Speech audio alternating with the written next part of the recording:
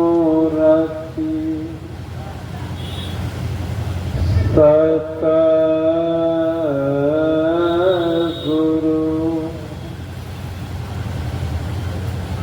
मिलवान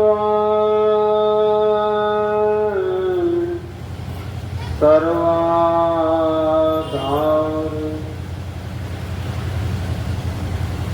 मंगलमय मंगल करम बिनबा बारंबार ज्ञान उदधि अरु ज्ञान घन सतगुरु शंकर नमो नमो भगवान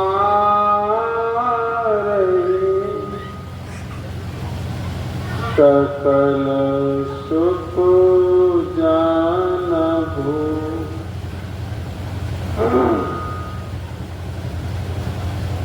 संत मता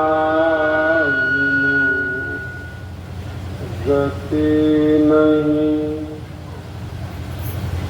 सोना सकल कान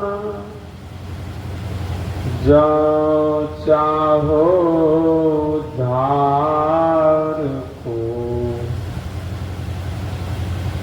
बनो संत संता माता जनकवती के गोद में खेला सालाल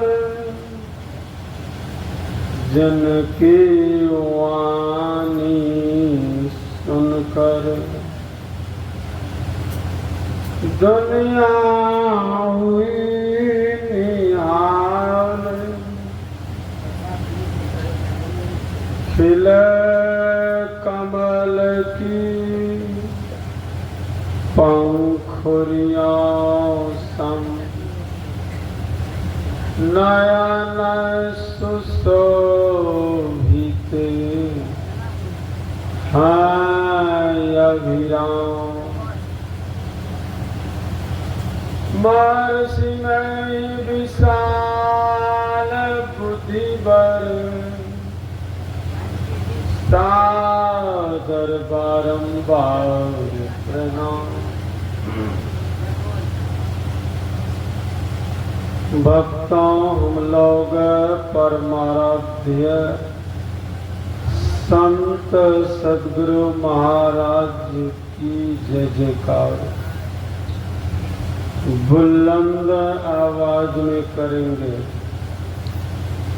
जहाँ तक जय जयकार की ध्वनि जाएगी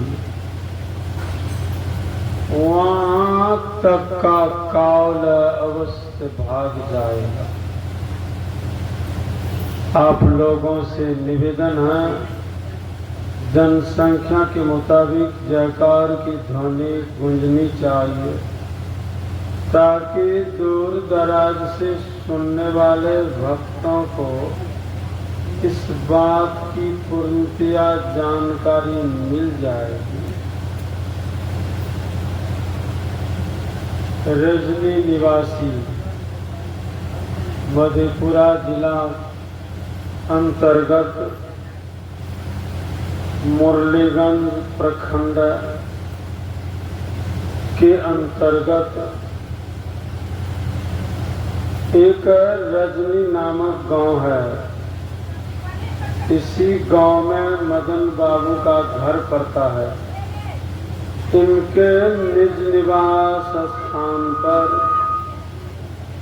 यह सत्संग यज्ञ भक्तों आरंभ है। इसलिए जय जयकार बुलंद आवाज में करेंगे। श्री सद्गुरु महाराज की जय। श्री सद्गुरु महाराज की जय। श्री महाराज की जय। सृष्टि की संभाल करने वाले, सृष्टि के कण कण में विराजमान रहने वाले, सबों के कल्याण चाहने वाले, सभी दुखों के दलन करने वाले, विषम से विषम परिस्थितियों में सतत अपने भक्तों की रक्षा करने वाले, भव सागर रूपी अथाह समुद्र की सीमा को पार करवाने वाले, विशुद्ध बुद्धि के सागर असीम ज्ञान के दाता, अखिल विश्व ब्रह्मांड के निर्माता, विवेक रूपी समुद्र के पुंज, गणिक पटधारी बाल ब्रह्मचारी, भारतीय संस्कृति के ज्ञाना आकाश के सूर्य, महान मार्तंड सन्यासी, प्रातः स्मरणीय अनंत श्री विभूषित परमाराध्य संत सद्गुरु महाराज के पाद पद्मों में मैं कोटि कोटि दंडवत प्रणाम करता हूँ। मंच पर विराजमान पूज्य स्वामी श्री दिनेशानंद जी महाराज को मैं कोटि कोटि दंडवत प्रणाम करता हूँ। यज्ञ करवाने वाले यज्ञ कर्ता को मैं शत शत नमन करता हूँ। आप सभी भक्तों को मैं शत शत नमन करता हूँ। दूर दराज से सुनने वाले जितने कुछ महापुरुष लोग हैं, विद्वत जन हैं, अदृश्य सत्ता में रहकर सुनने वाले जितने ऋषि महर्षि लोग हैं, जितनी देवियां हैं, जितने देवता लोग हैं, उन तमाम पूजगणों के पाद पद्मों में मैं कोटि कोटि दंडवत प्रणाम करता हूँ। समवेत समादरणीय सज्जन वृंद, आदरणीय माताओं तथा भक्ति मती वृंद, आप लोगों को अभी ज्ञात करवाया गया है कि आप लोगों के घरों में संवाद पठवाया गया है। यहाँ पर सत्संग यज्ञ का आयोजन किया गया, सत्संग यज्ञ का अनुष्ठान किया गया। अभी आप लोगों ने भक्तों सत्संग योगा नामक महान ग्रंथ से पंडित विधि शरण दुबे लिखित वैदिक व्यंगम योग से संग्रहित वेद भगवान की वाणी पाठ के रूप में सुनी। वेद भगवान की वाणी में भक्तों चर्चा चल रही थी। सत्संग यज्ञ ईश्वर परम प्रभु परमात्मा कुल मालिक, जिस ईश्वर परम प्रभु परमात्मा ने सारी सृष्टि की रचना की है, जिस ईश्वर परम प्रभु परमात्मा ने सारा संसार का निर्माण किया, उस ईश्वर परम प्रभु परमात्मा को पाने वाली क्रिया सत्संग यज्ञ और संत सद्गुरु की महिमाओं के संबंध। अभी जो वेद भगवान की वाणी का पाठ भक्तों आप लोगों की सेवा में किया गया है, प्रतिपाद विषय यही। इसी विषय की पुष्टि संत सम्राट सद्गुरु कबीर की वाणी करेगी। इसी विषय की पुष्टि आर्य समाज के प्रवर्तक महर्षि दयानंद सरस्वती जी महाराज की वाणी करेंगे। इसी विषयों की पुष्टि 20वीं सदी के सुविख्यात महापुरुष संत सदगुरु महर्षि में परमहंस जी महाराज की वाणी करें। इसी विषयों की पुष्टि पूज्य बाबा लोगों की वाणी करें। वेद भगवान ने कहा, जगत प्रसव करता ईश्वर का तत्व ज्ञान प्राप्त करने के लिए पहले बुद्धि योग की प्राप्ति करो। बुद्धि योग बराबर सत्संग होता है। ईश्वर परम प्रभु परमात्मा का ज्ञान पाने के लिए सबसे पहले हम लोगों को दुनिया की धरती पर भक्तों क्या करना पड़ेगा? सत्संग यज्ञ करना पड़ेगा। हमारी आत्मा दुनिया की धरती पर मनुष्य शरीर में उतरी हुई है, आई हुई है। नाम और भक्ति वाली दौलत की कमाई करने के लिए हमारी आत्मा भक्तों नाम और भक्ति वाली दौलत की कमाई केवल सत्संग यज्ञ में करने में सक्षम हो सकती। यह सत्संग यज्ञ सर्वोपरि यज्ञ कहलाता है। सत्संग यज्ञ के द्वारा हम लोगों को सदाचार समन्वित वाली रानी के संबंध में बोध प्राप्त होता है।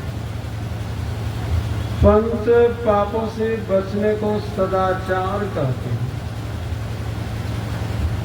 जब तक हम लोगों का जीवन सदाचार समन्वित नहीं होगा तब तक हम लोगों के द्वारा ईश्वर की भक्ति नहीं होगी।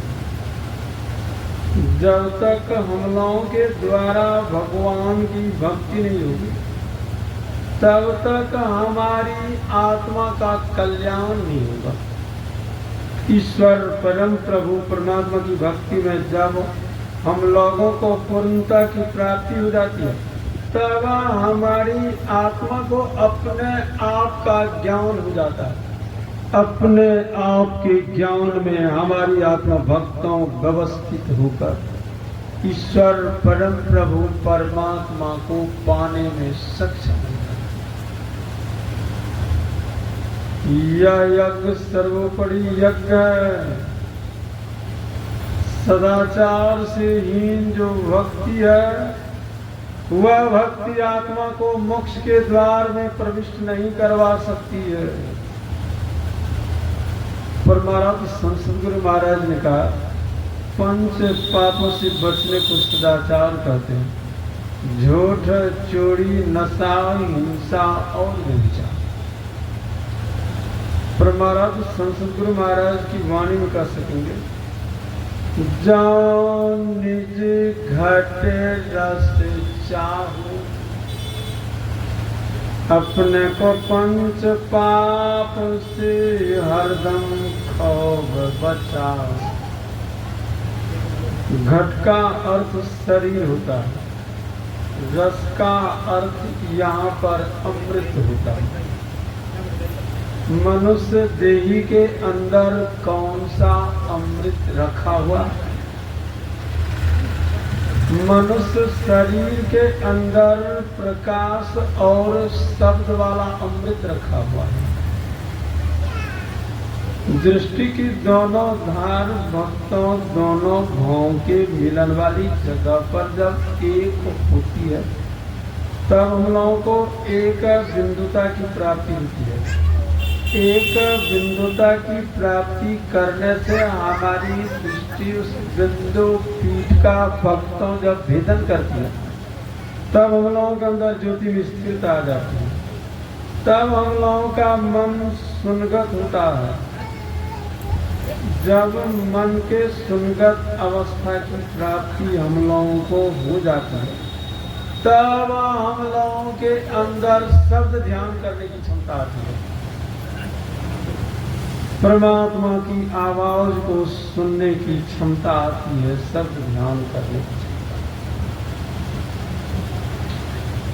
किसी व्यक्ति की जब मृत्यु हो जाती है, उनके शरीर को हम लोग जब छूते हैं, स्पर्श करते हैं, हम लोग कहते हैं इनके शरीर में गर्मी नहीं रही, इनके शरीर में गर्मी नहीं है।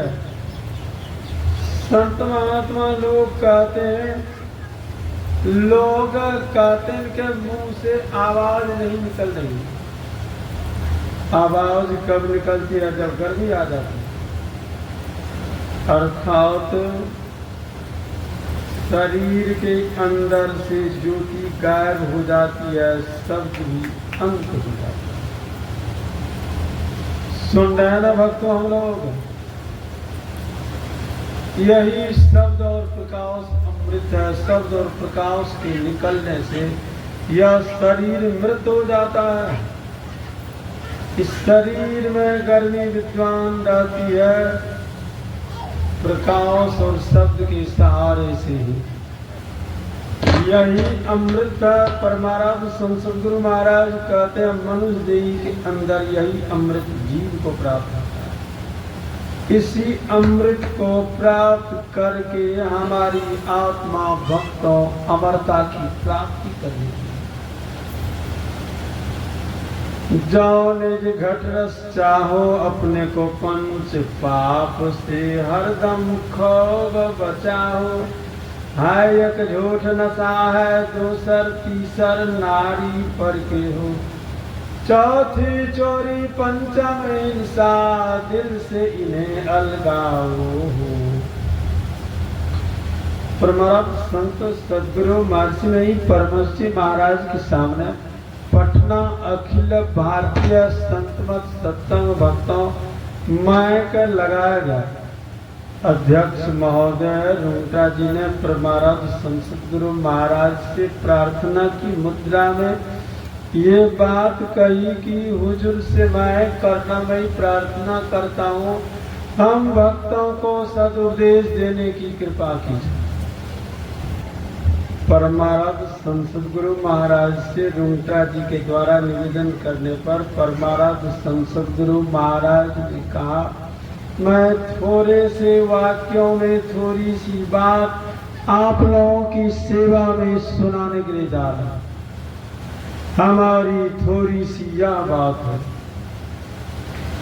आध्यात्मिकता को सबसे ऊपर रखो, उससे नीचे सदाचार तक रखो, उससे नीचे सामाजिक तक रखो, उससे नीचे राजनीति को रखो। जिस देश की आध्यात्मिकता ऊंची और अच्छी होगी वहाँ के लोगों का जीवन सदाचार समन्वित होगा। पंच पापों से बचने को सदाचार कहते हैं, झूठ चोरी नशा हिंसा और व्यभिचार। जहाँ के लोगों का जीवन सदाचार समन्वित होगा वहाँ की सामाजिक नीति अच्छी हो जाएगी। जहाँ की सामाजिक नीति अच्छी होगी वहाँ की राजनीति कभी बुरी नहीं हो सकती। राजनीति में रहने वाले लोग एक स्वर से चिल्ला रहे हैं, धर्म से जुड़ी हुई राजनीति नहीं होनी चाहिए। एक स्वर से चिल्ला रहे हैं, धर्म से जुड़ी हुई राजनीति नहीं होनी चाहिए। परमाराध्य संत सद्गुरु महाराज ने कहा, धर्म में राजनीति का समावेश हो जाएगा, राजनीतिक शुद्ध हो जाएगी। राजनीति का समावेश धर्म में हो जाएगा, धर्म दूषित हो जाएगा। इसीलिए धर्म से जुड़ी हुई राजनीति जब आरंभ हो जाएगी देश में, जनता के जीवन में शांति की स्थापना हो जाएगी। परमाराध्य संत सद्गुरु महाराज ने कहा, जहाँ के पदवान व्यक्ति, जहाँ के धनवान व्यक्ति, जहाँ के विद्वान व्यक्ति झूठ चोरी नशा हिंसा और व्यभिचार को छोड़ दें, वहाँ की सामाजिक नीति अच्छी हो जाएगी। ऊंचे ऊंचे पदों पर बैठने वाले, ऊंची ऊंची गद्दी पर आसीन होने वाले, ऊंची ऊंची प्रतिष्ठा को हासिल करने वाले लोगों के अंदर सदाचारिता आ जाएगी। स्वाभाविक जनता के जीवन में शांति की स्थापना हो जाएगी, स्वाभाविक हो जाएगी। इसलिए परमाराध्य संत सद्गुरु महाराज ने कहा, ऊंचे ऊंचे पदों पर बैठने वाले लोग पंच पाप छोड़ देंगे, नेता लोग पंच पाप छोड़ देंगे तो चोरी नहीं होगी, घुसखोरी नहीं होगी। लोग पंच पाप करना छोड़ देंगे तो पुलिस की क्या जरूरत है, सिपाही की क्या जरूरत है, पहरेदार रखने की क्या आवश्यकता है। पंच पाप छोड़ देंगे तो क्या हो जाएगा, स्वाभाविक शांति की स्थापना होगी।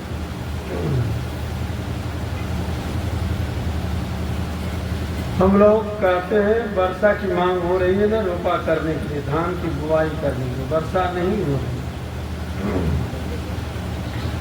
भक्तों, हम लोग कहते हैं जब वर्षा की मांग होने लग जाती है तब धूप होने लग जाती है, जब धूप की मांग होने लग जाती है तब ठंडी लगने लग जाती है, ठंडी आ जाती है।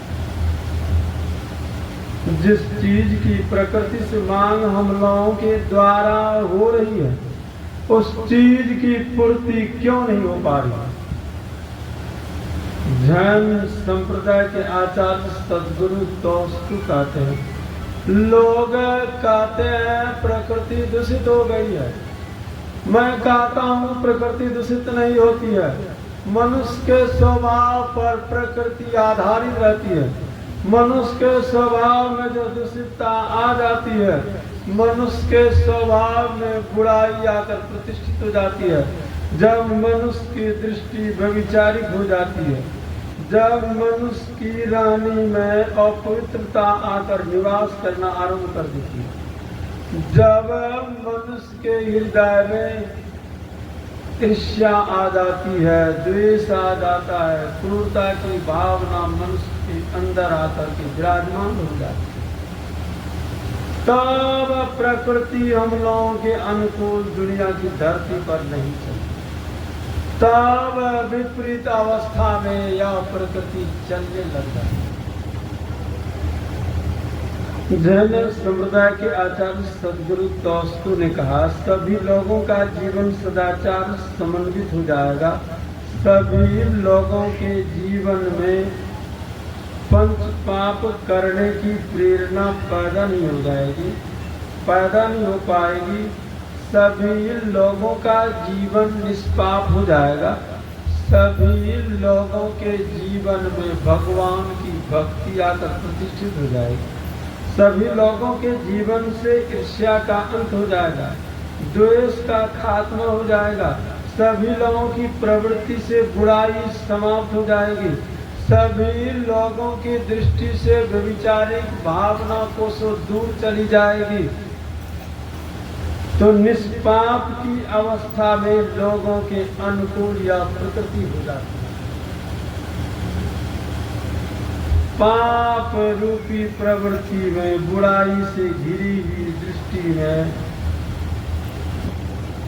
ईर्ष्या से भरा हुआ हृदय में, द्वेषता से जुड़ी हुई प्रवृत्ति में संत महात्मा लोगों ने कहा कभी भी मनुष्य के अनुकूल या प्रकृति नहीं चलती है। सभी लोग सदाचारी हो जाएंगे, सभी लोग पंच पाप को छोड़ देंगे तो क्या होगा? जितनी वर्षा की मांग होगी उतनी ही वर्षा होगी, जितनी धूप की मांग होगी उतनी ही धूप होगी, जितनी ठंडी की मांग हो जाएगी उतनी ठंडी होगी। हम लोगों के अनुकूल या प्रकृति चलना आरंभ कर देगी। सतयुग में 16 आना पुण्य होता था, पाप 0 होता था। इस पुण्य के फल से सतयुग में 21 हाथ के लोग, पुण्य के फल से सतयुग में लोग 1 लाख वर्ष की आयु को प्राप्त करके जीते थे। सतयुग की आयु 17,28,000 वर्ष रखी गई है। किस गणना से रखी गई है? श्री रामचरित मानस के लंका कांड में चारों युगों की आयु की गणना भक्तों गोस्वामी तुलसीदास जी महाराज की वाणी में इस प्रकार की गई। आंखों के पलक गिरने का नाम लौ है। 60 लौ बराबर 1 निमेष, 60 निमेष बराबर 1 परमाणु, 60 परमाणु बराबर 1 पल, 60 पल बराबर 1 घड़ी। इसी घड़ी से 24 घंटे के रात और दिन होते हैं। इसी दिन और रात से 30 दिन का एक महीना होता है। इसी महीना से 12 महीने का एक वर्ष होता है। इसी वर्ष से सतयुग की आयु 17,28,000 वर्ष की। इसी समय की परिक्रमा से त्रेता की आयु 12,96,000 वर्ष की। इसी समय की अवधि से द्वापर की आयु 8,64,000 वर्ष की। इसी समय की सीमा से कलयुग की आयु 4,32,000 वर्ष की। चारों युग जब एक बार में बीत जाते हैं तो एक चौकड़ी कहलाता है। ऐसे ऐसे 1000 चौकड़ी युग जब बीत जाते हैं तब एक कल्प कहलाता है। एक कल्प बराबर ब्रह्मा जी का 1 दिन होता है। एक कल्प बराबर ब्रह्मा जी की 1 रात है। इस समय की अवधि से ब्रह्मा जी की आयु 100 वर्ष रखी गई है। ब्रह्मा की आयु जब पूरी हो जाती है तो सृष्टि में महाप्रलय होने की संभावना उत्पन्न हो जाती है। हम लोग सुन रहे हैं सतयुग की आयु 17,28,000 वर्ष रखी गई। सतयुग में मनुष्य की आयु 1,00,000 वर्ष की थी। सतयुग में लोग सोने की थाली में भोजन करते थे। सोने की थाली में भोजन करते थे। सोने के गिलास में पानी पीते थे। सोना के लोटा में पानी पीते थे। सतयुग में मनुष्य को अनेक सुख सुविधा की प्राप्ति प्रकृति के द्वारा भक्तों होती ही रहती थी। सतयुग में 25,000 वर्षों पर सूर्य ग्रहण चंद्र ग्रहण लगता था। सतयुग में इतनी बीमारी लोगों को नहीं होती थी जितनी आज हो रही है। पाप के कारण लोगों के जीवन से हरियाली समाप्त हो जाती है। इनके बाद त्रेता युग आ गया। त्रेता में 12 आना पुण्य 4 आना पाप होने लगता है। इसी पाप के कारण त्रेता की आयु 12,96,000 वर्ष होती है। इसी पाप के कारण त्रेता की आयु घटकर 12,96,000 वर्ष की हुई। इसी पाप के कारण मनुष्य की आयु 10वें भाग में बढ़ गई, 10,000 वर्ष की हो गई। कहाँ सतयुग में 1,00,000 वर्ष की, कहाँ 10,000 वर्ष। इसी पाप के कारण मनुष्य के शरीर की लंबाई 14 हाथ की हो गई। इसी पाप के कारण सूर्य ग्रहण चंद्र ग्रहण की भी आयु क्षीण हो गई, अर्थात समीप आ गई। लंबे वर्षों पर होती थी पर समीप आने लगी। पाप के कारण सोने की थाली की जगह पर चांदी की थाली हो गई। स्वर्ण मुद्रा चलती ही रह गई और कुछ प्रकृति विपरीत दिशा होने लगी। सुन रहे ना भक्तों, हम लोग भगवान का जब अवतरण हुआ था दुनिया की धरती पर तो प्रकृति पुनः सत्य के जैसे अनुकूल मनुष्य के साथ हो गई।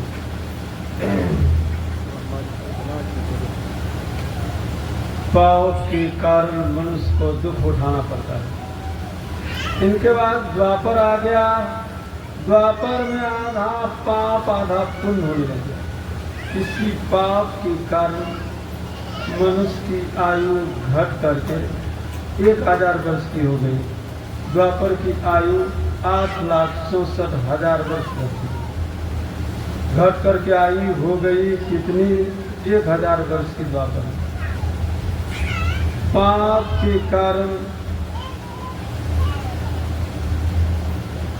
हुआ क्या, पीतल का बर्तन, तांबे का बर्तन चलने लगा, उसमें लोग भोजन करने लगे, पकाने लगे।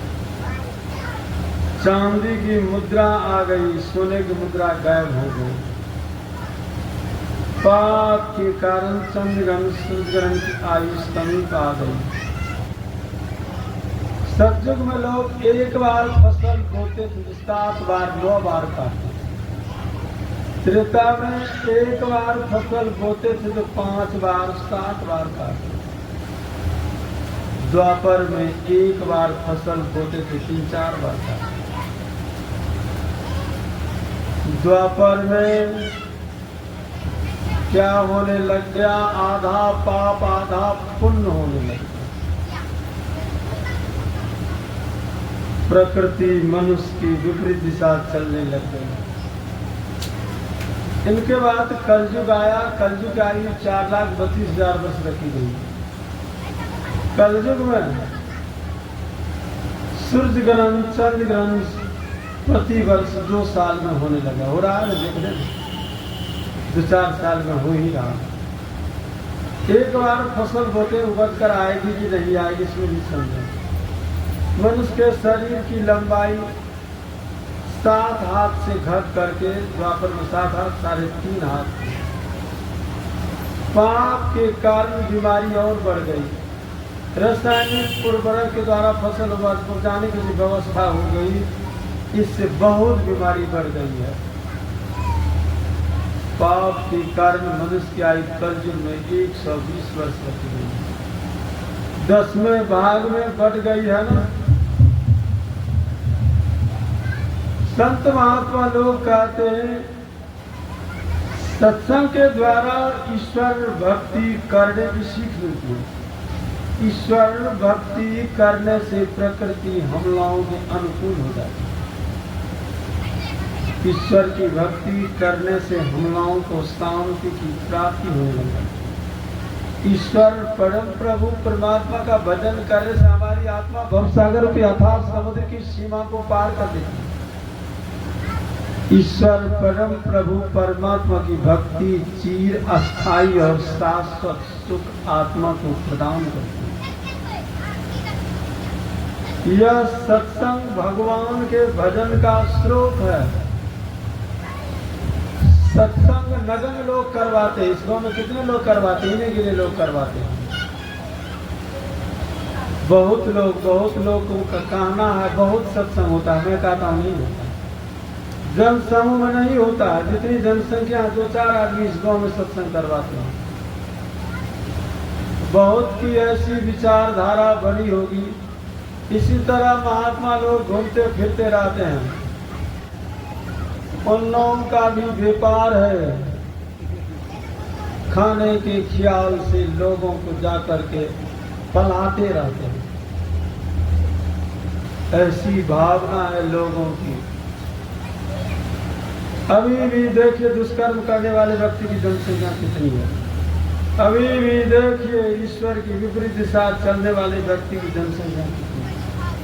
झूठ बोलने वाले, चोरी करने वाले, व्यभिचार करने वाले, हिंसा करने वाले, परनारी का सेवन करने वाले लोगों की जनसंख्या तो कलयुग में आकाश में पहुंच गई। जब जब सृष्टि में व्यभिचार बढ़ता है तब तब सृष्टि में महाप्रलय होने की संभावना उत्पन्न हो जाती है। इसलिए संतवाणी कहती है व्यभिचार मत करो। यदि संयमित अवस्था तुमको पालन करने में नहीं सफलता है तो विवाह करके घर में रहो। संतवाणी कह रही है। वेद भगवान ने कहा यह ज्ञान होता है सत्संग यज्ञमान। इसलिए गोस्वामी तुलसीदास जी महाराज ने सत्संग यज्ञ की महिमा अपनी वाणियों में भक्तों इस प्रकार गाई है। बिनु सत्संग विवेक न होई। राम कृपा बिनु सुलभ न सोई।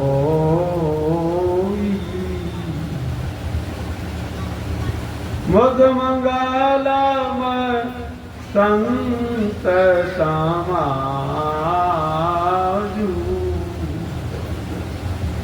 जो जग जंगम तीरथ राजू।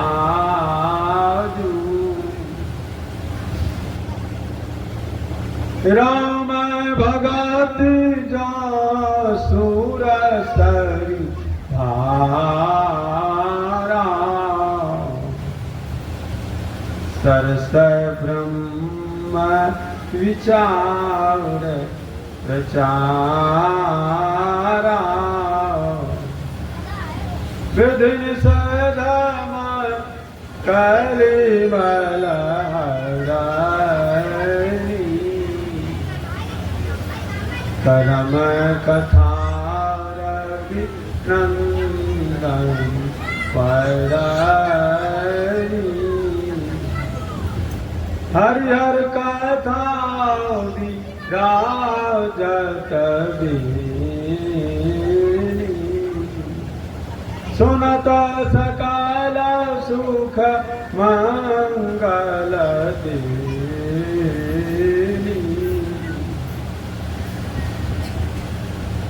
गोस्वामी तुलसीदास जी महाराज ने कहा, बिना सत्संग से विवेक विचार प्राप्त नहीं सकता है। कौन सा विवेक? ईश्वर भक्ति वाला विवेक।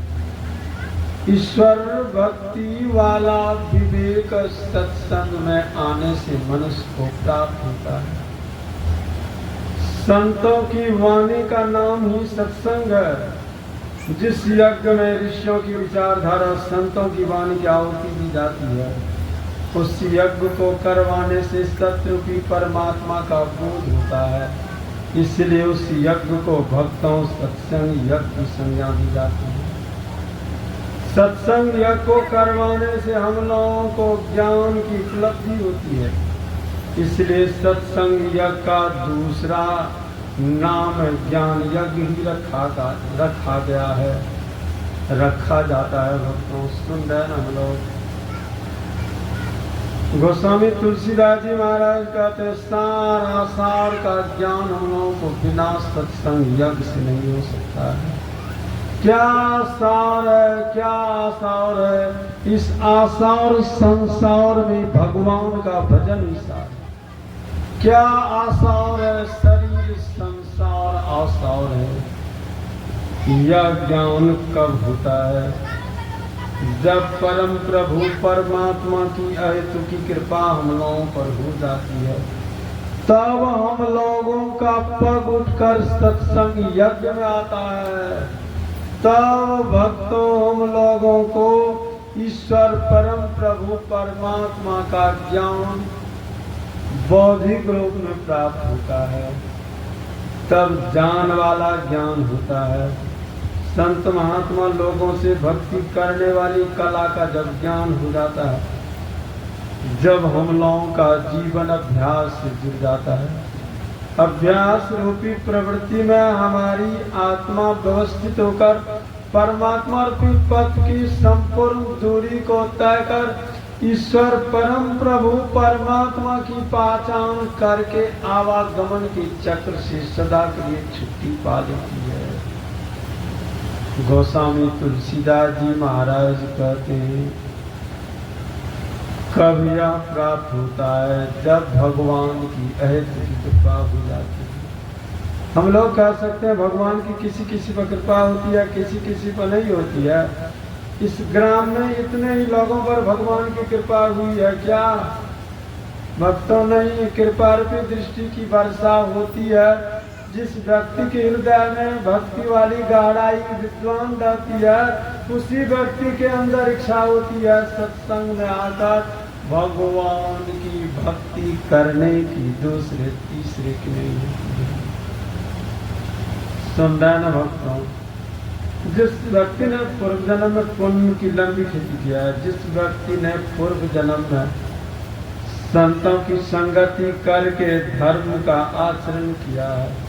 जिस प्राणी ने पूर्व जन्म में ईश्वर की भक्ति की है, लोगों का उपकार किया है, धन पा करके संत महात्मा लोगों को, दरिद्रों को दान दिया है, जिस व्यक्ति ने वस्त्रहीन को वस्त्र दिया है, जिस आदमी ने भंडारा करवाया है, ऐसी पुण्य की लंबी खेती करने वाली जो आत्मा होती है, पूर्वकृत पुण्यों के कारण जब पुनर्जन्म को धारण करती है, तो उसी पुण्य के प्रभाव से सत्संग में आना वह आत्मा आरंभ कर देती है। जिस व्यक्ति ने पूर्व जन्म में पुण्य की खेती नहीं की है, जिस व्यक्ति ने पूर्व जन्म में संतों की संगति को प्राप्त करके धर्म का आचरण नहीं किया, जिस आदमी ने सदाचार समन्वित वाली रानी में प्रतिष्ठित होकर भगवान का भजन नहीं किया, जिस आदमी ने धन पाकर के दान नहीं दिया है, जिस व्यक्ति ने निसाइयों की सेवा नहीं की है, भंडारा नहीं करवाया है, भूखे को अन्न नहीं दिया, निसाइयों की सेवा नहीं की है, ऐसी कुकर्मों की लंबी खेती करने वाली जो आत्मा होती है, प्रकृत पाप के कारण जब उनका पुनर्जन्म होता है, तो उस आत्मा के अंदर भगवान की भक्ति करने की इच्छा पैदा नहीं होती है। उस व्यक्ति के अंदर भक्तों सत्संग में आने की प्रवृत्ति पैदा नहीं होती है, ख्याल नहीं होता है। उस व्यक्ति के अंदर साधु महात्माओं के प्रति बुरी भावना लगी रहती है। लोगों को देख करके कहते हैं, सब जब सत्संग करना आरम्भ कर देंगे, लोग खाएंगे क्या? सृष्टि के मालिक हम लोग बन जाते हैं, परमात्मा न जानेंगे क्या खाएंगे।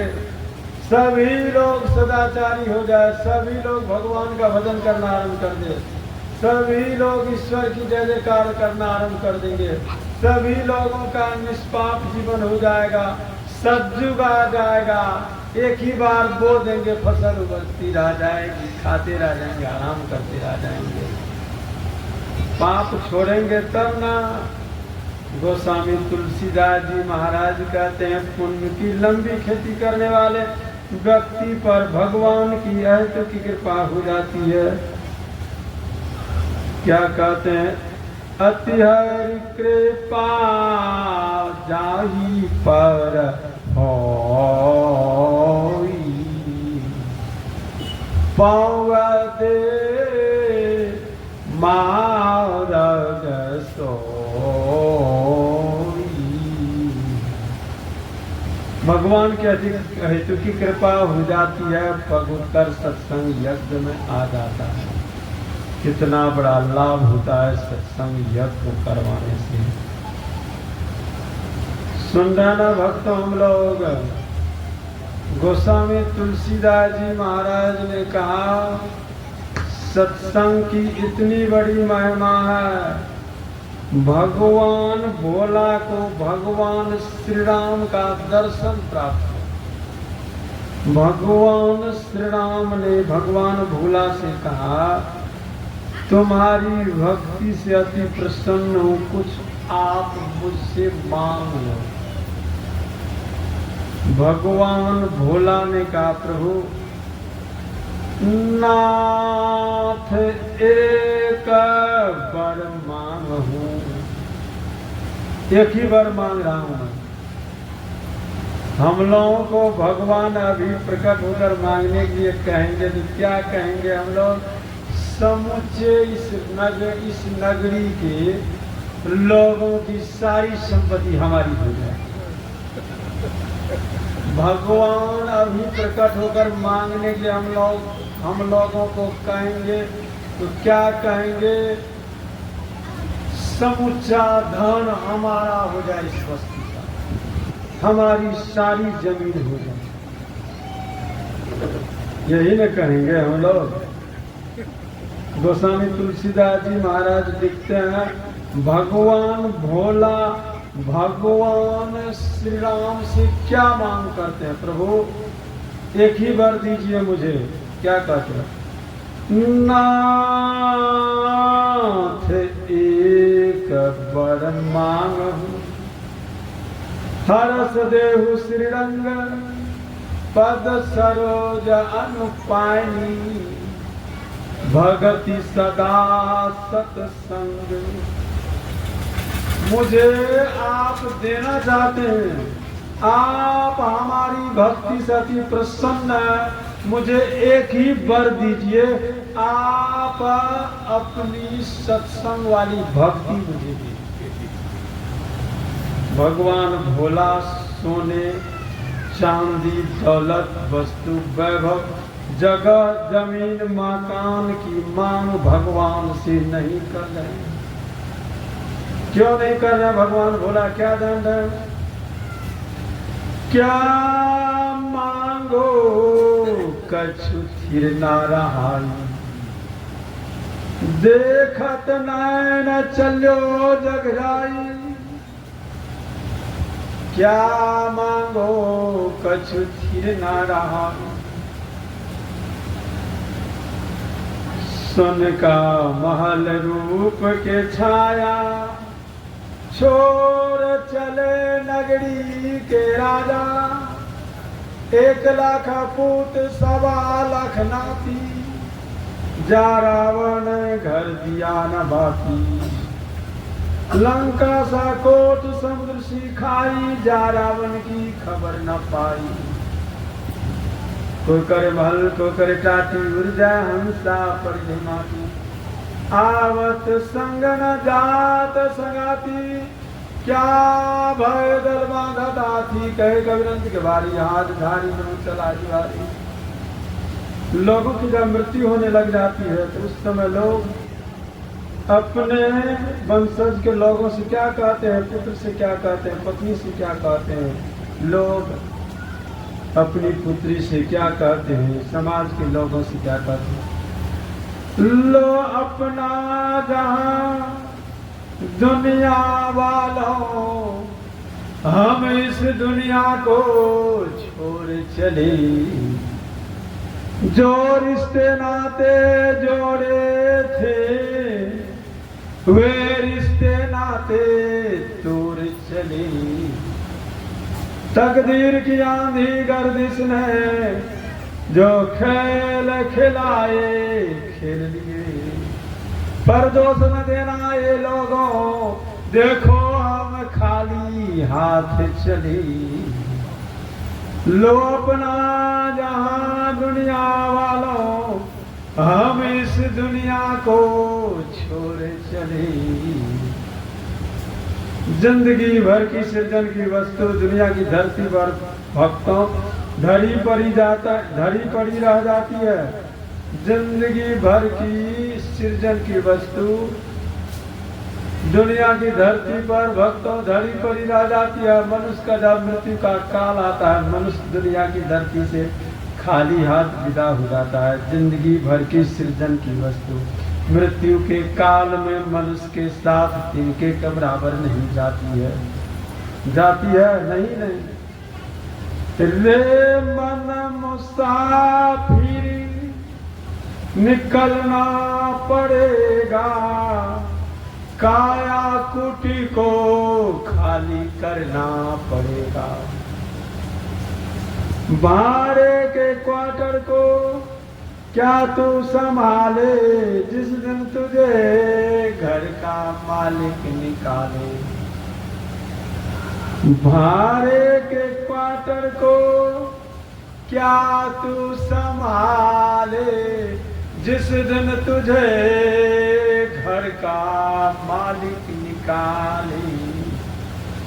इसका किराया तुझे भरना पड़ेगा। रे मन मुसाफिर निकलना पड़ेगा। आएगी नोटिस जमानत न होगी, पल्ले में यार तेरी अमानत न होगी। हो करके कैद तुझे चलना पड़ेगा। रे मन मुसाफिरी निकलना पड़ेगा। मृत्यु आ जाएगी, मृत्यु की घंटी बज जाएगी, पल भर भी हम आप इस दुनिया की धरती पर नहीं जा सकते हैं। हम लोगों को जाना पड़ेगा, इसलिए भगवान भुला जाते एक ना एक दिन